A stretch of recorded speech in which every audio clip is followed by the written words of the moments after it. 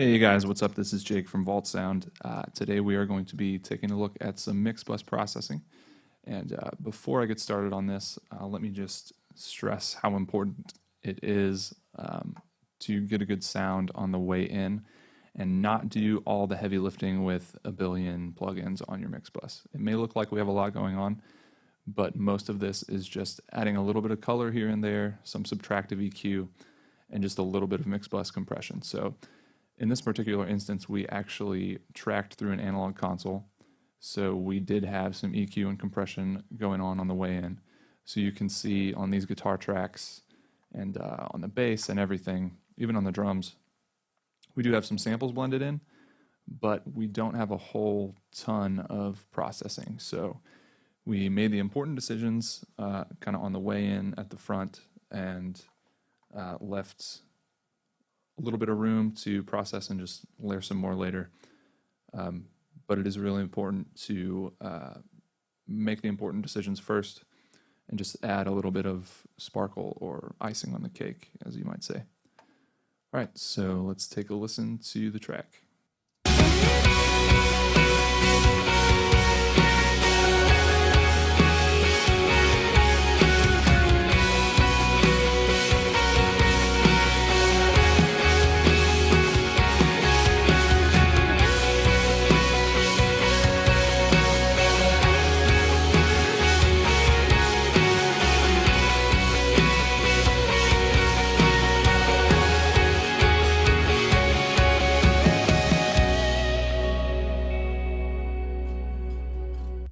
All right, so the first plugin we have in this chain is an instance of Virtual Mix Rack from Slate.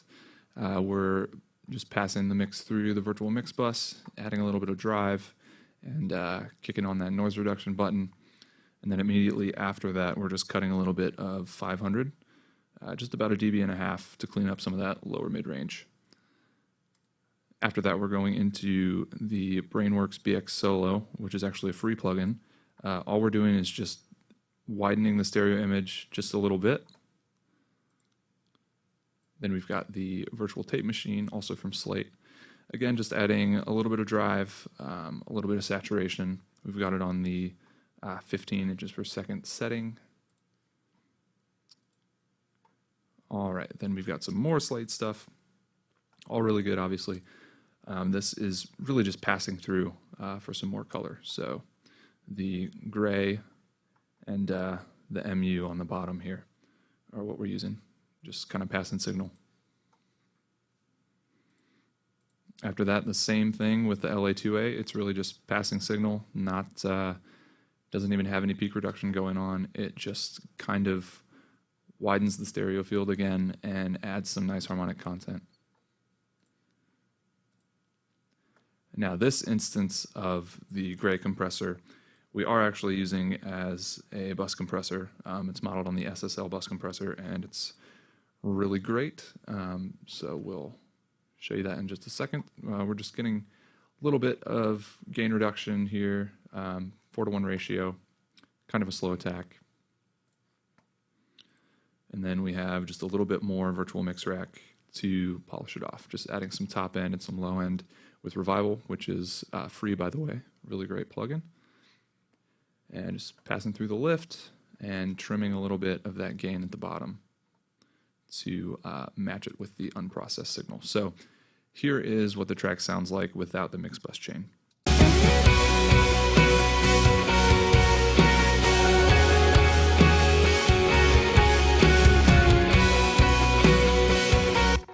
So again, not bad. It's pretty good already.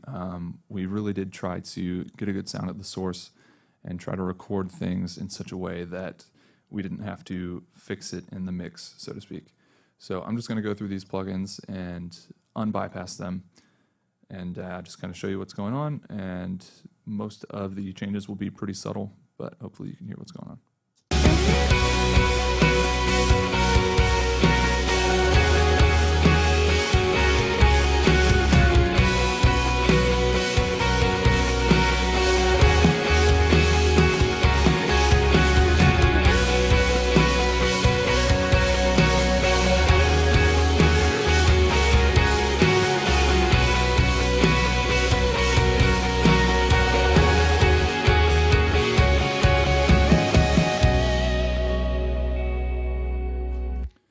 So that one is really nice. It just adds that analog warmth. It adds a lot of nice tape saturation, and it's just really there for some color.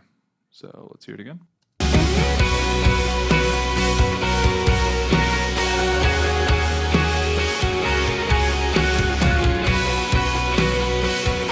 Just adding some movement in the low end here, kind of pumping along.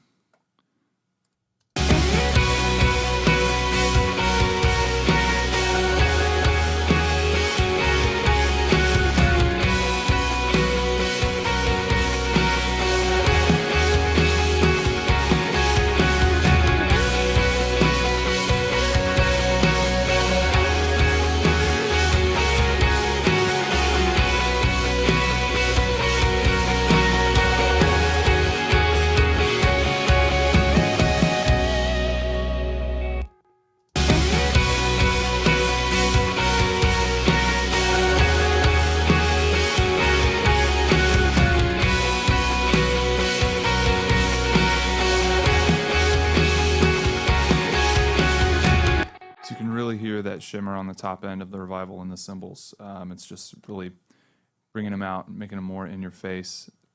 It sounds really nice.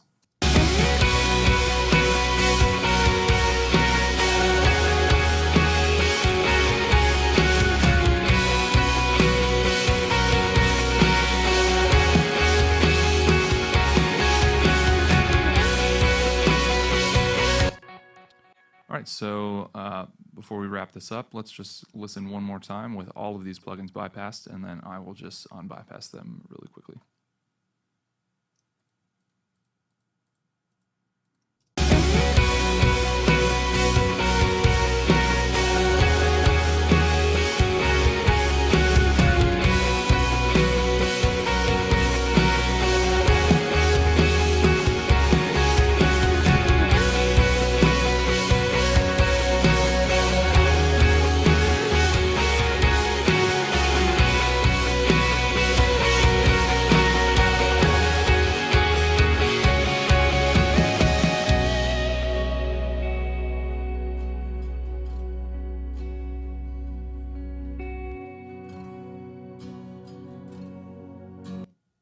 All right, I hope you guys found this helpful. Leave us any comments with any questions you might have, and see you next time.